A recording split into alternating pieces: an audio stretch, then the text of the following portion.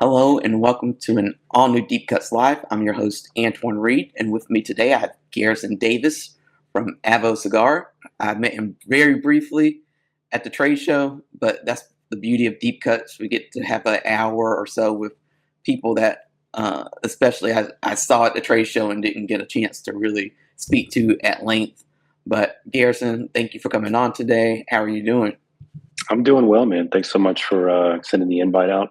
Like you said, it's really great that the show we were just talking about before we started here. The show's such a madhouse, man. You're meeting everybody, especially somebody like me. That was my first show. There's dozens and dozens of connections you're trying to make. So to be able to come back on and get to know somebody a little bit more, or just explore everybody's platform, it's a pleasure, man. So thanks for having me. Excited to be here.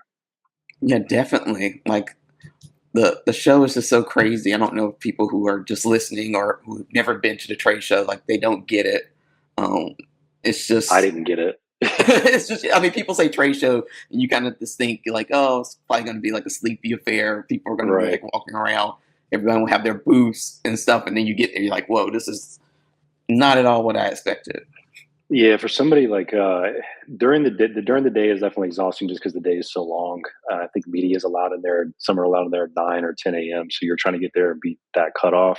And Hmm. then, I mean, that's just a long day in general. You're on your feet a lot. But what's really tough, man, is the after hours. Like when the show ends, we have, we bring somewhere between like 50 and 60 people to the show, and a lot of those are sales reps that are spread out across the country.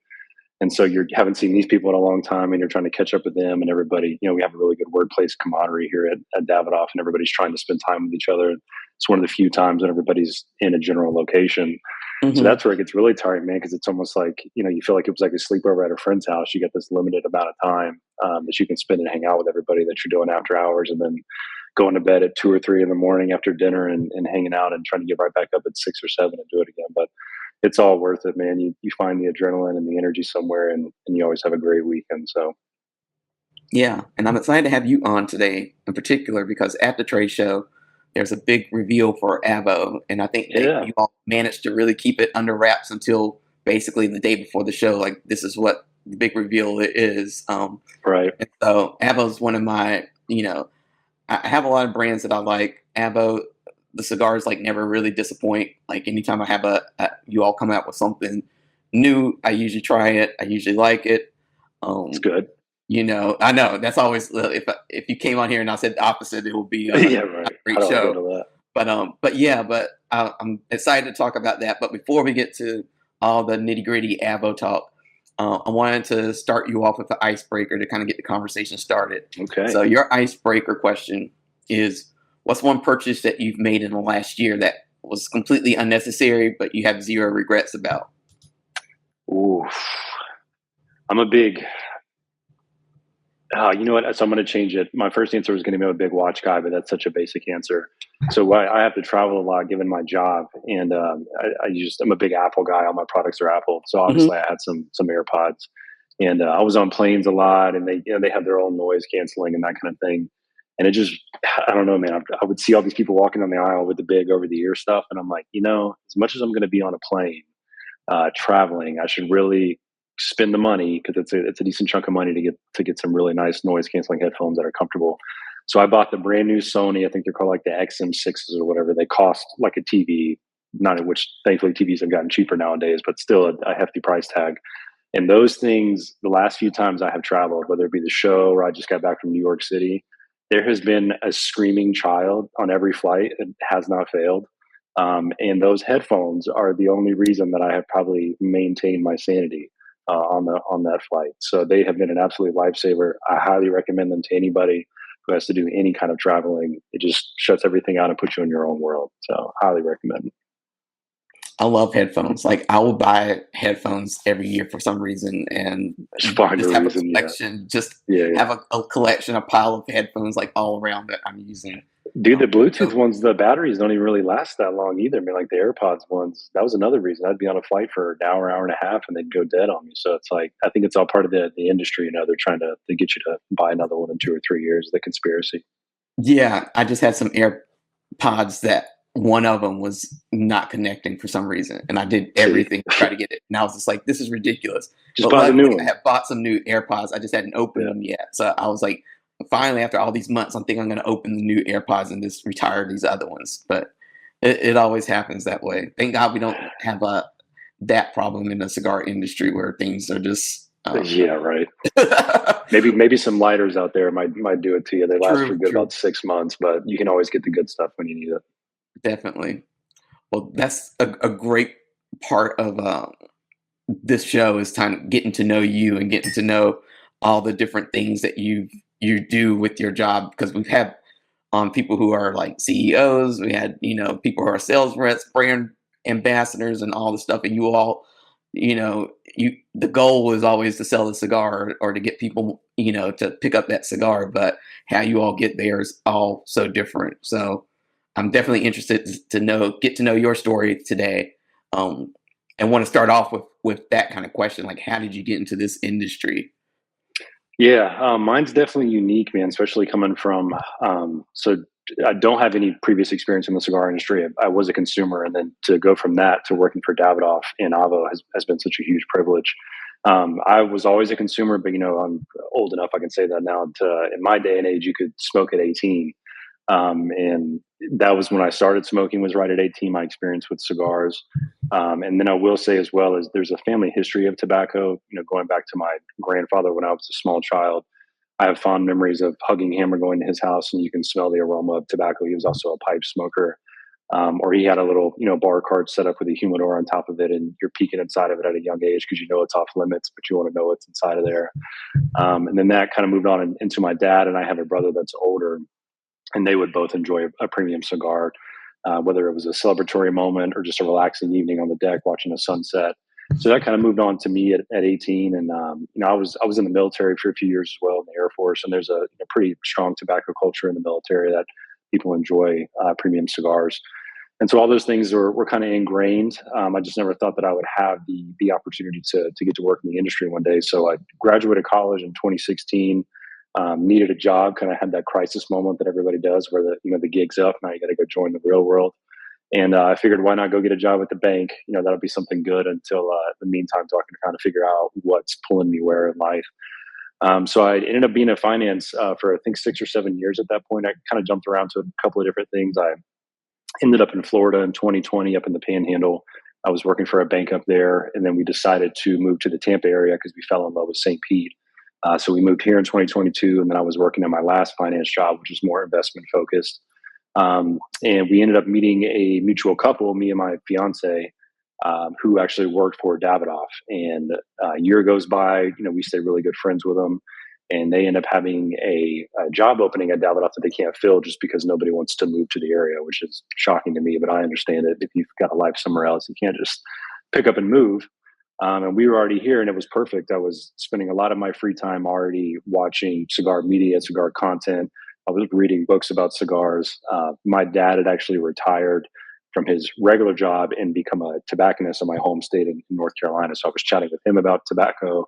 My older brother got a dog and named him Camacho. So there's a lot of involvement of tobacco in my family and in my life outside of work. And it came up that they couldn't find anybody to fill this job at Davidoff. It was a brand ambassador role with Camacho. And the next morning we woke up and my fiance said that you don't have a choice. You're applying for this job. If I have to do the application myself, you're going to apply for it. And I'm trying to explain to her, like, you don't understand who Davidoff is. Like, this is like walking into the White House and you're like, I want a job. Like, that's not how this works at all. But she knew how much how much information and knowledge I'd already had from what I was doing. And she's like, you're already spending so much of your free time ingesting this. If you could get paid for it, that would just be like a check all the boxes moment. And so I was lucky enough, man. I put an application in. I was able to prove myself enough, had a really good interview process, and was able to get offered the job. And so that was about a year ago, a little over a year ago. So I started right after last year's show. And that first year was a little interesting. So I was the Camacho brand ambassador, but it was always known that at the beginning of this year, I was going to switch over to Avo because we had the new product coming. We had some big changes that were coming for Avo. So they were going to need somebody dedicated to that role. And so a lot of guys didn't, see me. I was kind of like behind the scenes, just trying to soak up as much information as I could for that first year. They didn't really want me doing podcasts because they didn't want me to get affiliated with being the Camacho guy. That change was going to come. Um, but it was a crazy year, man. I went on a couple of trips. You've had my colleague Alex on with Davidoff. Got to Hmm. go on a couple of memorable trips with him to see his style in action. My other colleague, Law Ream, who was doing Zeno, he's now doing Camacho. I got to do some stuff with him. So that first year was just like a tsunami wave, man. They're like, wow, you're getting paid to do this and represent a company like Davidoff. So now I'm full Avo, man. We kicked off the year with PCA unveiling the new Expressivo blend, and I'm getting ready to hit the road here. Actually, I just got back from New York. I'm going back up there next week for some activations, our cocktail tasting that we're doing, and then I'll be on the road for 5 or 6 weeks straight, kind of throughout Thanksgiving. So we're going to start getting the cigar in people's hands and start having a great time in the lounges. That sounds awesome. Where you were saying that your dad is a tobacconist?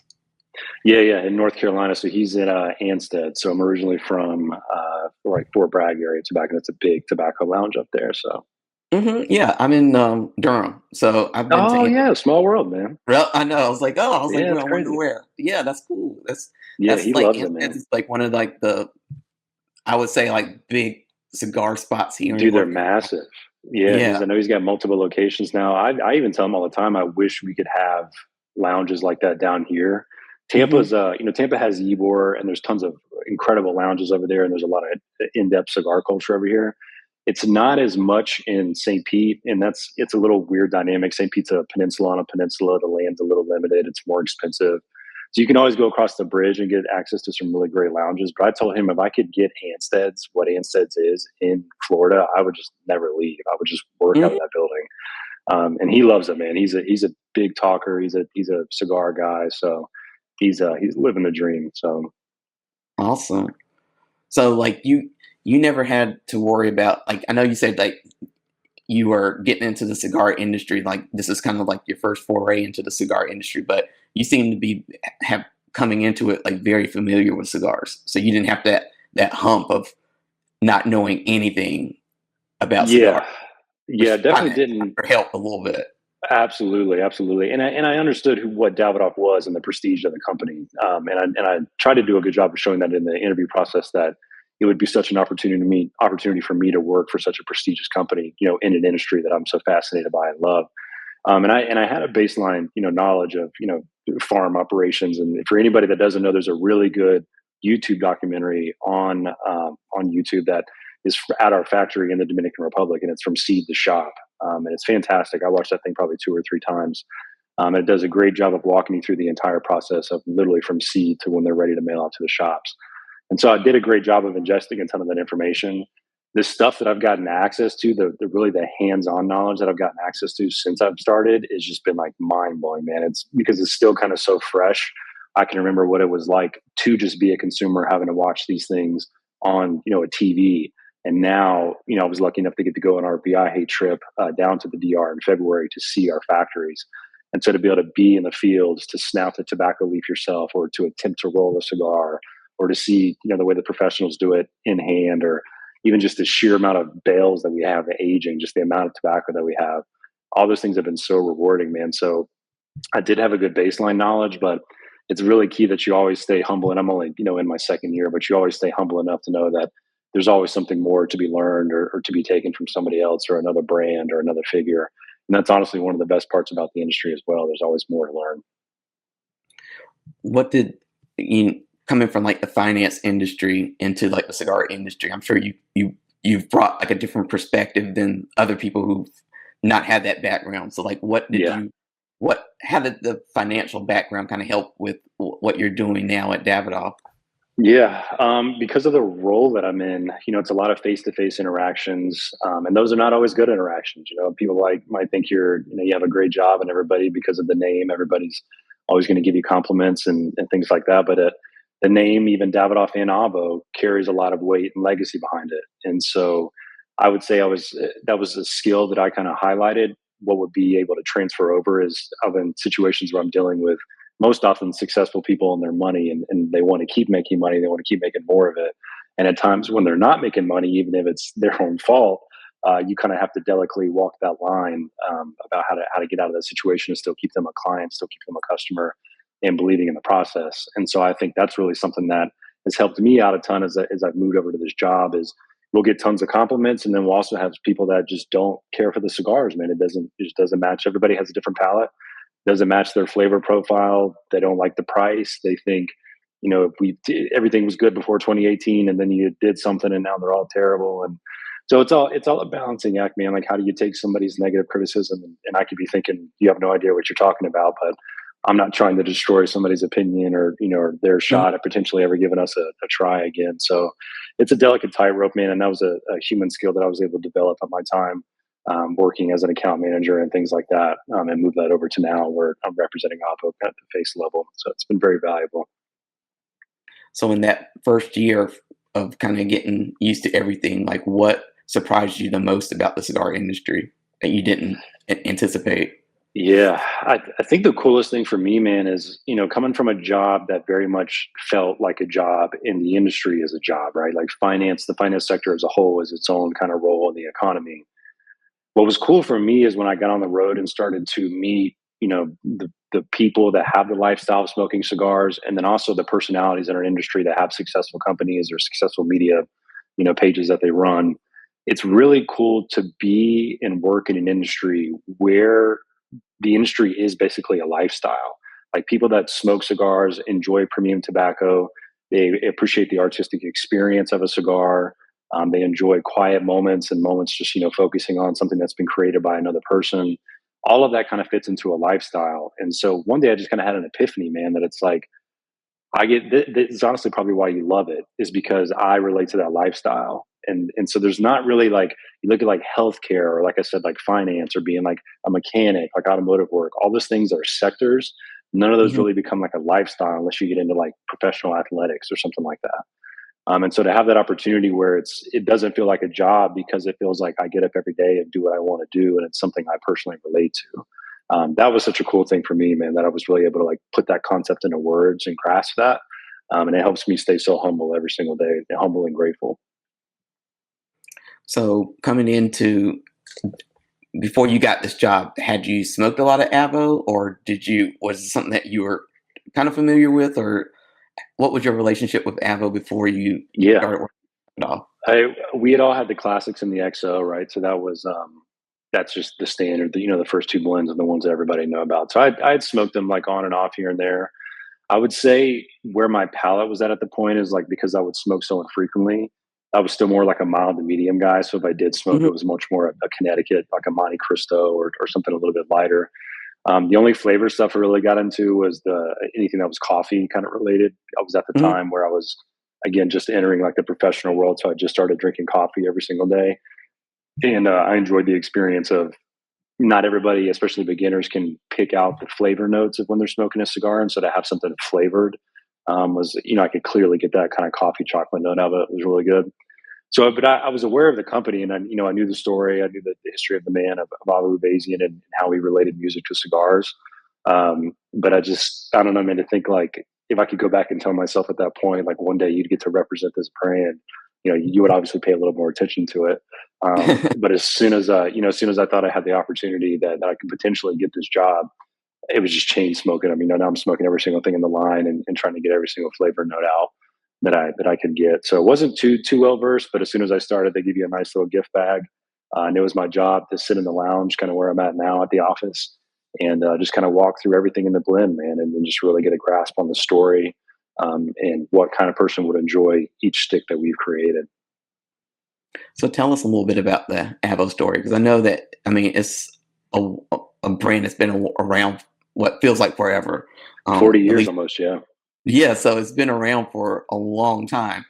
But I think with any story, sometimes we think we know, and we end up we're missing something. So tell us Yeah. about the Avo story, something that we just what it is, like what makes it this brand so special. Right. Yeah, so the story starts 100 years ago, man, actually, with when Abba was born, 1926 in Beirut, Lebanon. And as he grows up, he realizes he kind of has a knack for music and playing instruments, specifically the piano. And he uses this in his adolescent years to join a street band, and he plays at some local venues there in Beirut.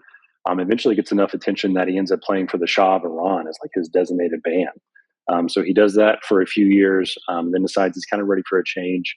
So he uses his connection to get into the Juilliard School in New York City, which for those that don't know is a pretty kind of historic and big art school. They do art, music, dance, those kind of things.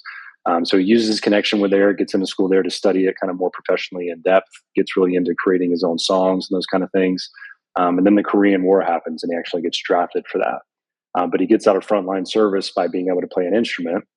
And he plays in the U.S. Army Band all kind of throughout the Korean War. Eventually, as time goes on, he makes his way down to Puerto Rico, and he marries his first wife, who has a jewelry business from her father. And then ends up actually passing away, and he takes over the jewelry business. And this is where he discovers kind of another art form of creation, not always through music, but through physical things. Eventually, he makes his way to a resort there in Puerto Rico where he's known for playing music in a jazz lounge that's there. And he would always keep a couple of cigars on the piano as he would play.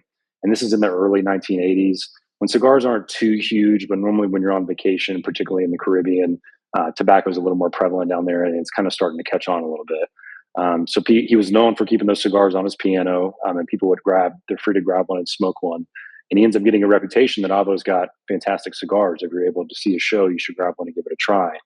And so that goes on for a couple of years. He's constantly approached by people as his reputation grows locally about, Avo, do you have any more of those cigars? Do you have any more of those cigars?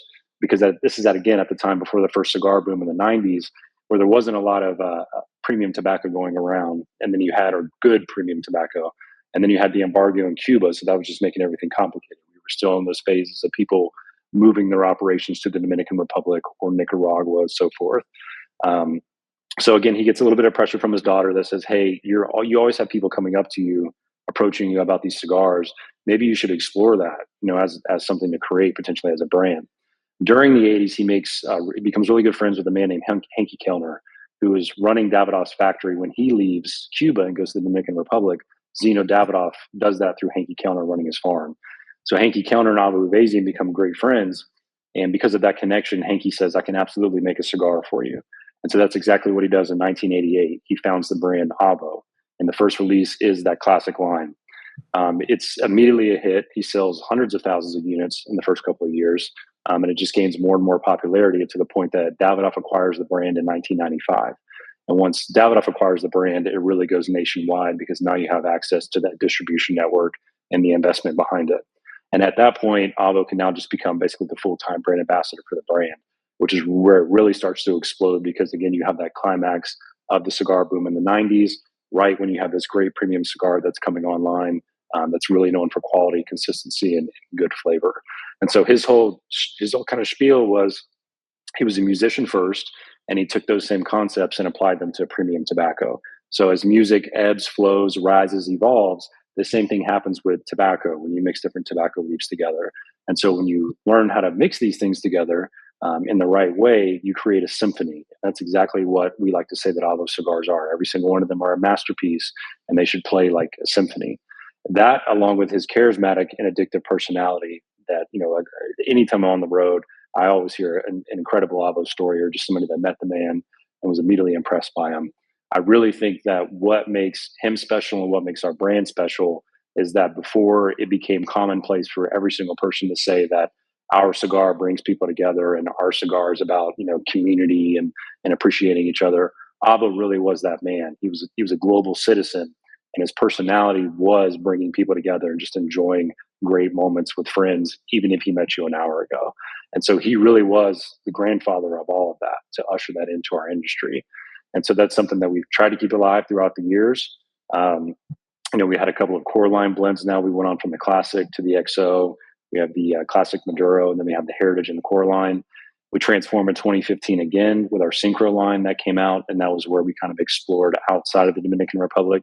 Each blend still contains tobacco from the Dominican Republic in some format, but they were much more focused on, Nicaraguan or a mesh of, we have one called the Ritmo, which is Spanish for rhythm, 7 different tobaccos in that blend.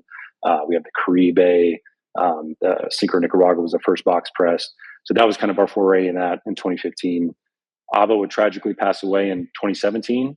And so since then, during the COVID years, we're at a point where we kind of need to evolve and figure out what the next step of this is while still honoring our legacy and the heritage that Avo Uvezian built. And so that kind of leads us to now in 2026, where we're headed with Expressivo, which I'm sure we'll talk about shortly. Mhm. That's kind of the full timeline of Avo, what made him special, what brought him to the forefront, and where we're trying to head going forward. What I appreciate about Avo as a brand is, when you're dealing with music, everything is about everything kind of blending together to, make a nice melody that's pleasing to the ear and stuff Yep. like that. Unless you're Bjork, and then it could just Yeah. be a cacophony of everything. But, Right.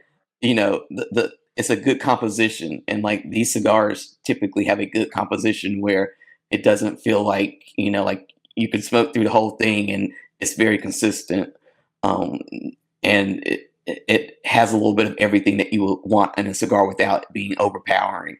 I always say I dislike those cigars that sometimes where it's very, it's strong for the sake of being strong or whatever, and then or it's really kind of mild, and then you get down to like the last third, and it's just the nicotine level just Unbearable. Yeah. yeah goes crazy, and then you feel sick afterwards because you've Absolutely. gone so far. But that doesn't typically happen with AVA, at least from my experience. So that's what I Yeah. appreciate about the brand. Yeah, and I would say even our fuller bodied stuff, and you'll see this with Expressiva, man. Like I talk to people, that's a 4 out of 5 kind of body. It's not, I wouldn't say that's 4 out of 5 strength because it's not going to make you woozy or lightheaded or anything like that. But it is a fuller bodied, more complex cigar. But what we're trying to achieve and what we did achieve with that blend is to always keep that balance, that blending, like you said, that smoothness that you're known for. So it's never going to be unapproachable. If we make an unapproachable cigar, then we've kind of lost the point.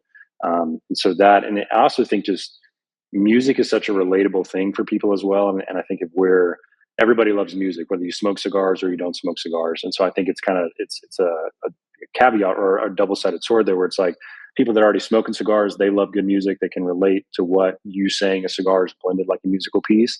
And also somebody that's never smoked cigars and thinks they may not like it, they can think, oh well, I've heard a really great song before that's multi layered. So now I can understand what people say, like when they smoke a cigar, they smoke really good premium tobacco that's blended by a master, but this thing kind of is layered and complex and has different rises and falls to it. So I think it does a good job to just be approachable to people that have not tried a cigar before.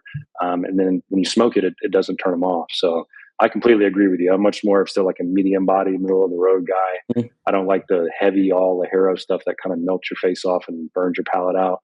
I think like all good things in life, everything is perfect in balance. So getting into like where Avo is now, like I never really thought about that. Like, Davidoff seemed to take.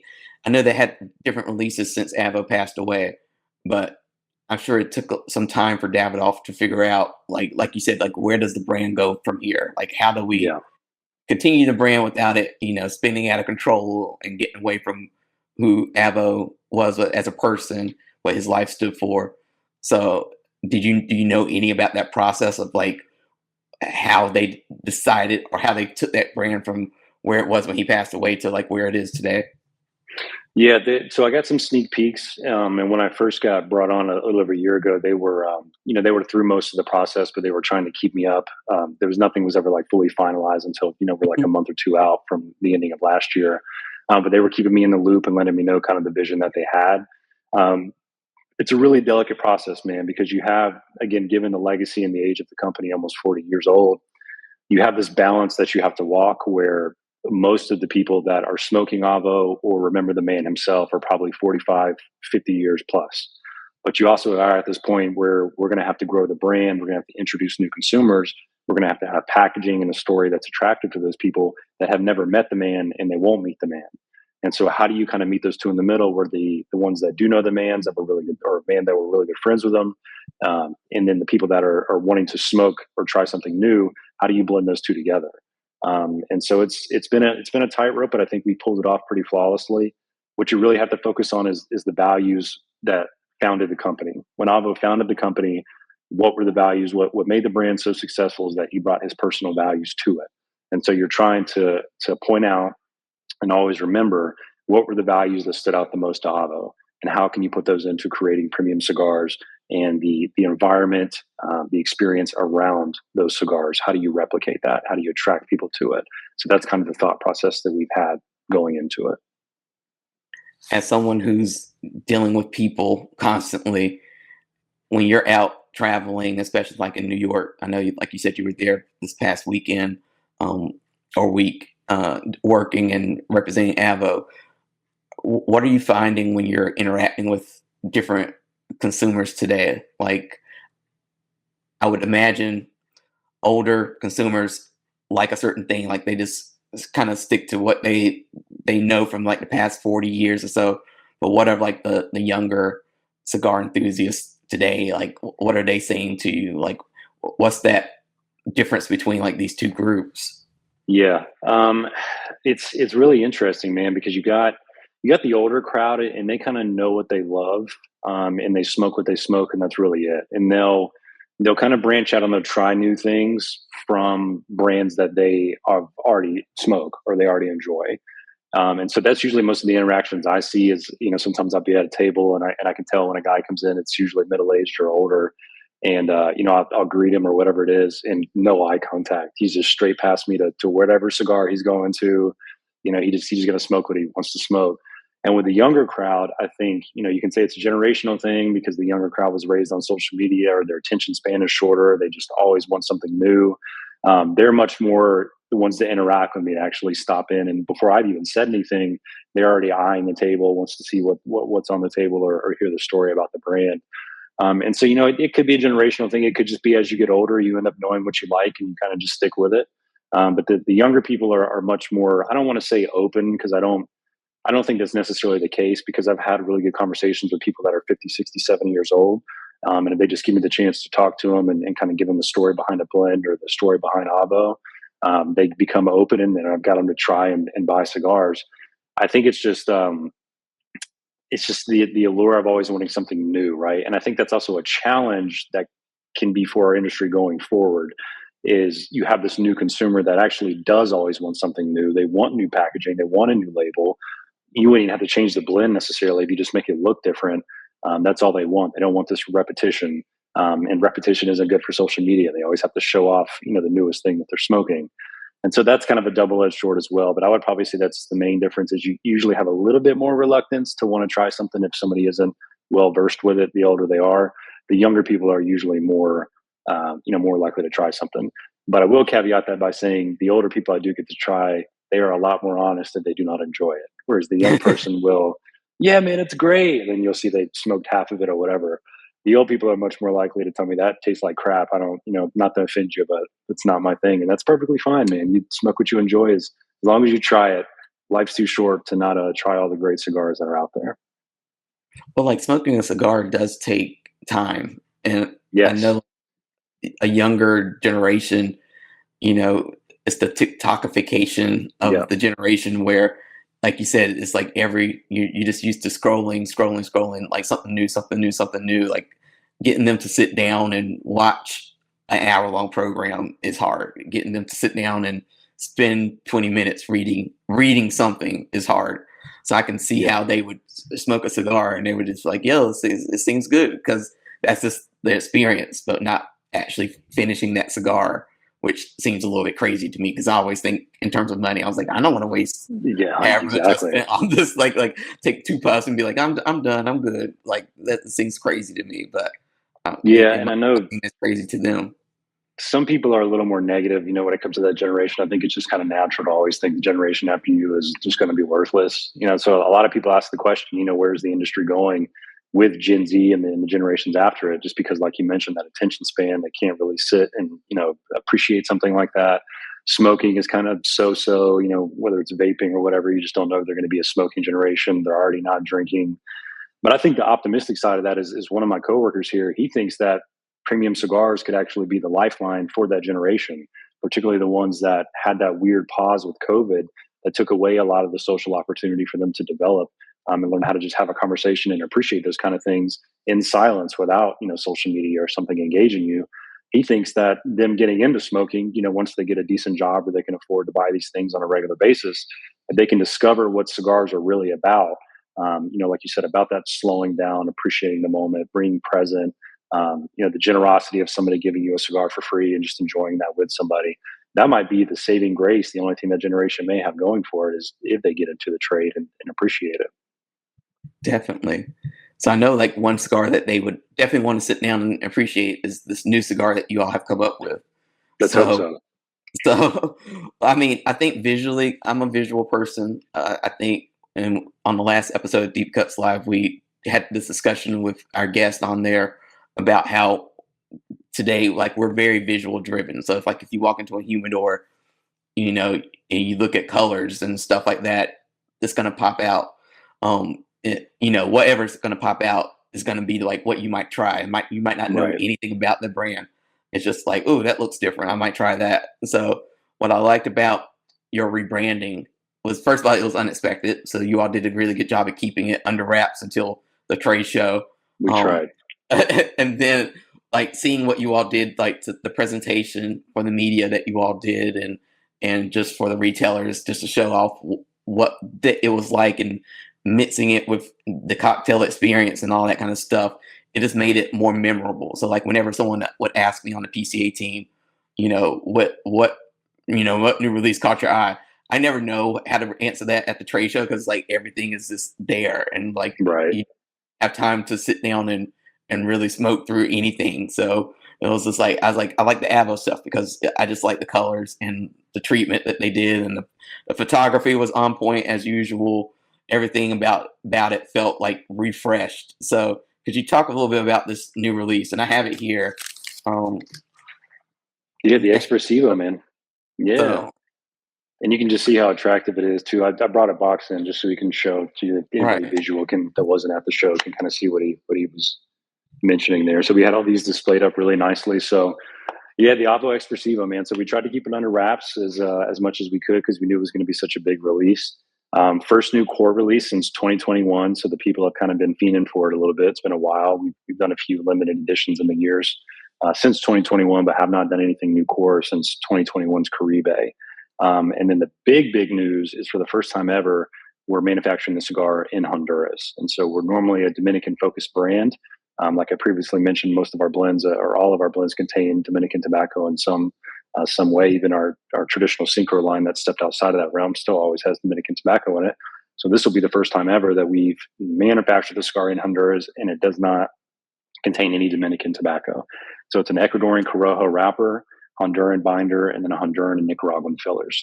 So it's going to smoke like a Honduran expression. You're going to get these nice leathery, earthy notes, a little bit of sweet spice through there. I mentioned earlier too that it's about a 4 out of 5 for flavor, and that'll ramp up as you kind of get down into that bottom third. You'll get some kind of roasted oak, a little bit of espresso, some dark chocolate in there. I hear a lot of people say they get some like dried fruit, or like I heard somebody said like fried fruit, which I'm not sure what that tastes like, but if you taste it and you're enjoying it, that's all I care about. So yeah, big release for us, man. So because of for those that didn't get to see our PCA coverage, we had this nice little setup inside of our booth was the Avo room. It was this nice, beautiful red that you saw all over the box, and then we were doing some energy focused mocktails in there, so caffeinated mocktails. We had two different ones that kind of fit our branding, but they were primarily citrus based, which is what we were going for and what is going to be our activation that I mentioned. I'll be on the road here coming up in the next couple of weeks. We'll start doing the activation with this cigar, which is a cocktail pairing that is a lemon daiquiri kind of focused. So citrus is such a key part when you kind of smoke a cigar with this expression, these flavor notes. They tend to be a little bit heavier on the palate, a little bit longer lasting. So when you had those citrus mocktails in the inside of that booth, they were doing a great job to reset your palate, so you could appreciate the flavors every time you would take a draw on the cigar. Shout out to those bartenders; they killed it. Their presentation was awesome on that. They had these cool little like vapor bubbles on top of it. yeah, I was about to Like say the bubble. pop. Yeah, man, and that was like the hit of the show. Everybody was like going crazy about those things. And so that was a cool experience, man. You kind of got to, that was almost like getting the smoke experience without having to smoke the cigar.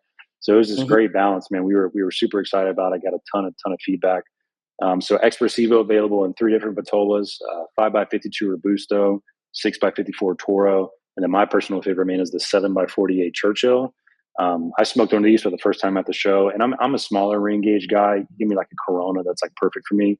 I'll smoke Toros all day long, but just personal preference. I love a 50 and below.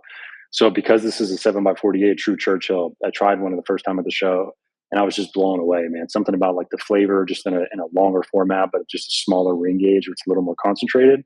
It just kind of makes everything that much more smoother and more balanced. Not to say that any of the other ones are not going to give you that same experience, but if you have the time to indulge in a format this long, highly recommend it. So it hit shelf last Thursday. So you should be able to find it in your local tobacco shops. We did a really awesome launch party at our Corona Cigar Co., which is Avo's old hangout spot there in Orlando. We kicked that off on Friday. So if you want to get your hands on it, do so as soon as you can. It should be at your local tobacconist, and it's smoking fantastic now. And this is like a regular production now.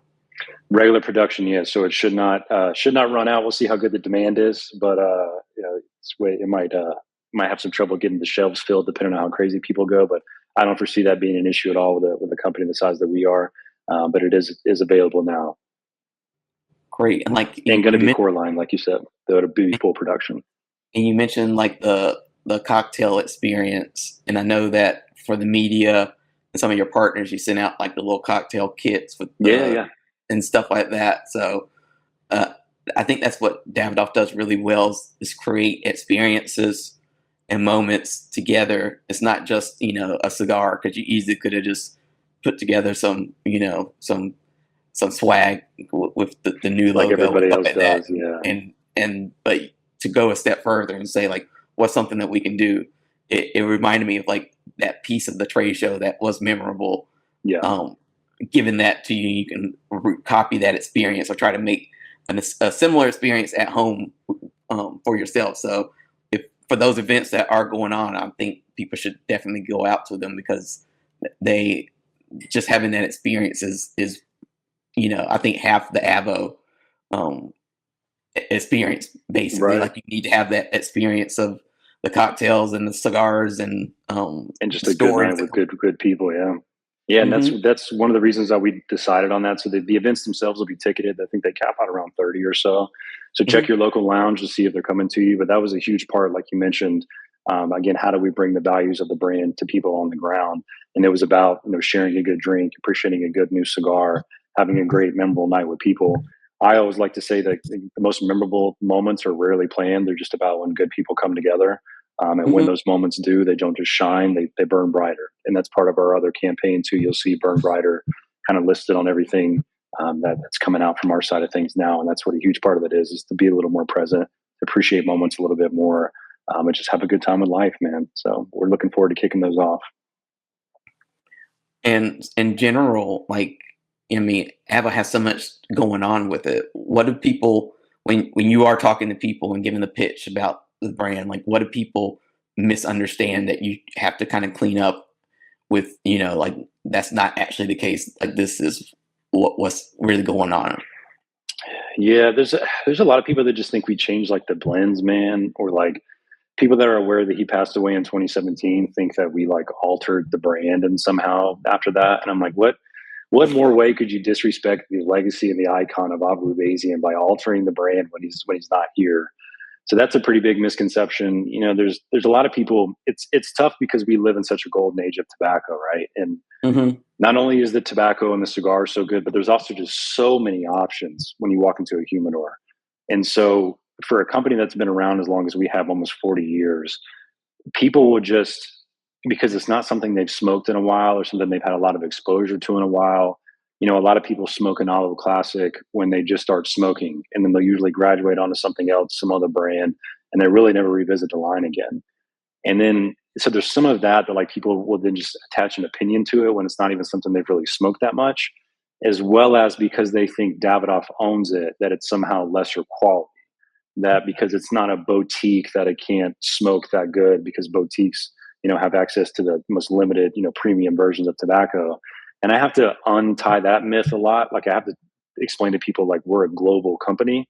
Like when you light an Avo here in Florida or North Carolina, it has to smoke the exact same as somebody lighting it in Hong Kong or India or Britain. Like we are a global company, and it has to smoke that way for decades, the way the Classic and the XO have been smoking. And so I think a lot of people kind of lose appreciation for like the achievement of that and like what that takes. So, we get a lot of flack for like not being innovative enough, or like, you guys are always relying on the same old things. And I'm like, you have to understand, like, nobody's telling Budweiser, you guys are just relying on the same old things. Like there's a certain finesse that comes with producing a product that's so great that it takes over the world and continuing to do that decade on end. And so that's a big myth that I have to untie a lot. Is just explaining them the logistics of like working and smoking something from a company as global as we are. with this new cigar, like, why did you all decide to go with red? I'm just curious. Yeah, I mean, I think it fits into the branding of like catching somebody's eye. And what we like to say is expressivo is the illuminating light. So each one of our blends will have like a type of characteristic attached to it like that. So if you noticed at the show behind the cigars where we had them on the pedestals, there was that kind of spiel behind it about the illuminating light. And it's again attaching into those values that the brand has of injecting light into your conversation, injecting light into your moments with friends and time well spent, those kind of things. So I think the red, like we can't do orange because orange is kind of the main branding and is already really tied into like the XO and that kind of stuff. So how do you get like the passion and the heat of like being an illuminating light without being able to use orange? And yellow is not really Avo, if you ask me. And so if you use this like deep, passionate red, which is one of the main colors of a flame that you get, um, I think that ties in perfectly. And I think when you put it on the backdrop of this gold that's kind of on the band, and the way that gold shimmers on there, I think the red gives a nice pop where it looks like it's lighting up, like when light hits it. And so I think those two things have interplayed very well together to live up to what that saying is, being the illuminating light. Now that this release is out there and is starting to ship to retailers and appear on store shelves, like, what's, as you know, for your position as someone who has to represent Avo, like, how do you feel? Like, because I'm sure like this is like months of like, like big build up, and now it's like, here you go, and like make it even more popular now. So Right. how do you feel in all this? Yeah, man, I'm excited, privileged, and nervous. That's probably the two biggest things I use. So I knew what was coming the whole time, and like you said, we had to be really tight lipped about it. We couldn't share anything, and we're getting all this feedback about how the brand needs to change and needs to upscale and be better. And I knew all this stuff was coming, but I couldn't mention anything. So I was excited for that. I was excited for people to get to see it at the show. When I saw the booth for the first time and everything set up, I was just like a kid in a candy shop. I was so excited for everybody to get exposed to it. The privilege side of things, man, is just to think like this, somebody that built a legacy of what this company is, to be privileged enough to not just work for Davidoff, to be selected to be the person to kind of get to carry this torch forward, and bring the hype and momentum back to this brand. Is such a huge privilege. And again, as me thinking back to when I was a consumer that I would get this opportunity and chance, is just mind blowing to me. So huge privilege to be the one that gets to go out on the road and get people to love the brand again, to experience the brand again, and to represent those values of what founded the brand. And then the nervousness, man, is just a little bit of angst. You're like, I'm ready for people to smoke it, ready for people to see what they like. Let's see what it does in 6 months or a year. I'm excited to see for people to see what's coming down the line, even years from now, what we have planned. So it's just the unknown of getting it into the consumer's hands to enjoy it and see what that feedback looks like will make you a little nervous. So what is something that Avo is doing, or yet you all are doing right now, in preparation for the future? Yeah, Expressivo is a huge kind of sneak peek. I can't reveal too much, but everybody loved the branding. Everybody loved kind of what the upscale of what we had with it.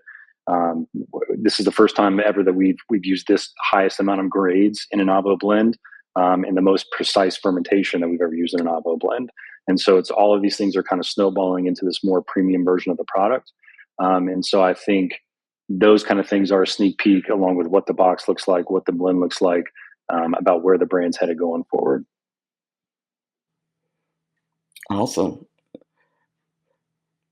And where do you hope to fit into all this? Um, I just hope to be the torchbearer, man. To be the one that gets everybody back on it. You look at how great the brand did in the 2000s and the 90s. We even had a good run in 2015 when the Synchro line was coming out. I just want to be a vessel and just be a tool, man, to spread the word, to let people remember how good the brand is. What we're trying to create here is a premium product. It's an expression of art. It's a musical piece. I think it's one of the best cigars that's been released this year. And so I'm just like I'm a walking billboard, man. That's kind of my role is to be here to shake hands, to make an impression on people where they want to try our stuff. They understand the kind of the story behind the brand. I have to be the representation of that, to connect with people on a human basis, which is so much of our industry already as it is. So many people just smoke something because they enjoy the person that creates it. And so I just have to be that vessel and be that the person with the bullhorn, letting everybody know. to get back on the hype train. So a little while ago, you mentioned that we're in like the golden age of cigars, which is a good thing for consumers, but sometimes for retailers, that means like you have a lot to choose, a lot to choose from to figure out what's going to work for your store. So when it Right. comes to Avo, like what advice are you giving retailers in terms of like how to place this product, how to merchandise it, how to position it in their store to sell, because that's what they Yeah. want. They want it to they want to bring it in, but they want to bring it in so that it moves Right. and brings in profit. I mean, the first thing that before we even spoke with the retailers or the retailers even knew it was coming is like you mentioned, the branding of the packaging. And so you can kind of tell, like, if I'm opening the box up right now, just so I can kind of show you a visual method. But if you Hmm. look at, we a cool slide top lid, which is usually more premium off the top. We've introduced a middle column, which is something really subtle but adds kind of luxury and value to it. And then again, just the overall branding of the box itself and the eye catchiness of the cigar. It's almost like we're saying, if you just put this in a sight line mid shelf, or we're even working on temporary stands that somebody can put a box on just to grab eyes. We try to do all the work for you basically by making the box and the label so attractive that if you just get it in front of consumers, I think they can appreciate it enough and be attracted enough to it that they'll just go ahead and try it. And then our goal from there is, once they try it, to fall in love with it because of what we've created, and then always come back to it. So that's my biggest advice for when I go into accounts, man, is just make sure people can see it. Don't put it in a corner somewhere. Don't put it on the bottom. If you need to put it on a middle table, just put it somewhere where it's at a sight line, where people understand that it's something new, it's something eye catching, and something that looks more premium. And then cigar will almost sell itself at that point. Just get it in front of the consumer. And I can almost imagine if they put a nice light on it. I Yes, know exactly. I know Paul Copeland at Sure Thing Cigars always talks about lighting and how important it is Something so to bring subtle. Yeah. attention. So I'm sure like this presentation, even fitting into like the theme of performance and music, like a spotlight on this thing would make people go, yeah, I need to try that just Yeah. because it looks cool. And that's how it was kind of presented also at the trade show. So I Yeah. I think, was going to say that. yeah. So I think it'll do well. Subtle things like that, man, can make a world of difference. And there's so many reflections and pieces on the box. If you're able to just get some kind of lighting, even if you have good natural lighting in your humidor, it's going to shine and catch somebody's eye. So So for those people who have not tried an Avo in let's just say in a long time, like they've tried one in the past or whatever, what would you recommend they get started with? Would it be this release, or would it actually be something different for someone who likes, let's say, because I know it depends on their palate. So let's say they're not they don't smoke cigars every single day, so mm, they're looking for something that's not going to blow them away in terms of strength, but something mild, enjoyable. yeah, I would say start with the XO. You can do either the classic or the XO, but my personal favorite is the XO. I say the XO smokes kind of like sparkling wine. It's very refined and elegant. Has over 30 years of collective age on the tobaccos in there. And again, that was the second cigar that it came out with. The presentation, the packaging is beautiful on it. So start with the XO. That's a mild, maybe a mild plus smoke, so you can smoke it in the morning or any time of day. Very approachable for a beginner. From there, I would say probably when you're ready to graduate up to the next thing, I would pull out a Heritage, which is next in our core line or in our core line. That's described as being fuller bodied, but again, because of what Avo is, being a smooth and balanced brand, it's not full body, like it's going to burn your palate out or scare off somebody. I say it's always a good starting point for somebody who's ready to get into like a medium plus type of blend. So the Heritage would be my second. If you're a big Nicaragua person, we have two different Nicaraguas. We have the Synchro Nicaragua, which is the first box press we ever came out with, but then we also have the Nicaragua Fogata, which is Spanish for bonfire. So if you really, really enjoy Nicaraguan tobacco and kind of that sweet spiciness that comes from it, my personal favorite is the Fogata. It just kind of ramps up that flavor a little bit. That's going to be, you're going to start pushing a little bit more like medium plus, but again, incredibly smooth and balanced. You're just going to get that pure kind of spicy sweetness that you're known for Nicaraguan tobacco. And then if you want to kind of go over the border and then experience the Honduran blend, the Expresivo would be absolutely a great one to follow that up with.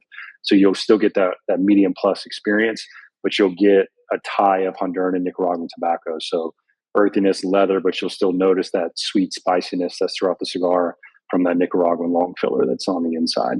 So that would kind of be my graduation tier to move up through it. I think they'd all be great things to try. Anybody that'd be interested in trying the brand, that would be a great kind of tier level for you to go through. I'm biased, but I think you'll love all of them. So Awesome. At this point in the show, I like to kind of wrap things up with two basic questions for every guest. The first of those questions is, do you have a philosophy that you like to live or work by? And what is it? ooh, live or work by. I just think, I mean, just enjoy every day, which kind of corny to be. I don't want to say like carpe diem, whatever that kind of corny phrase everybody always has in their kitchen.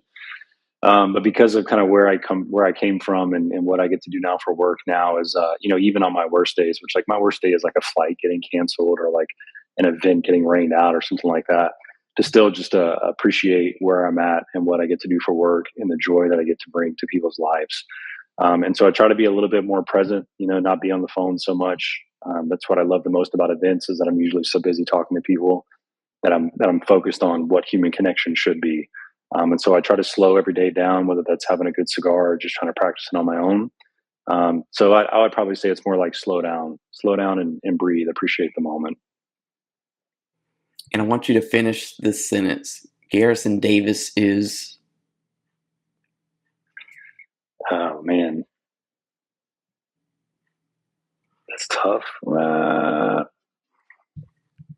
An open box, I would say. A lot of people say I'm quiet on the surface, which I can be, depending on especially where my social battery level's at, how much traveling I've been doing.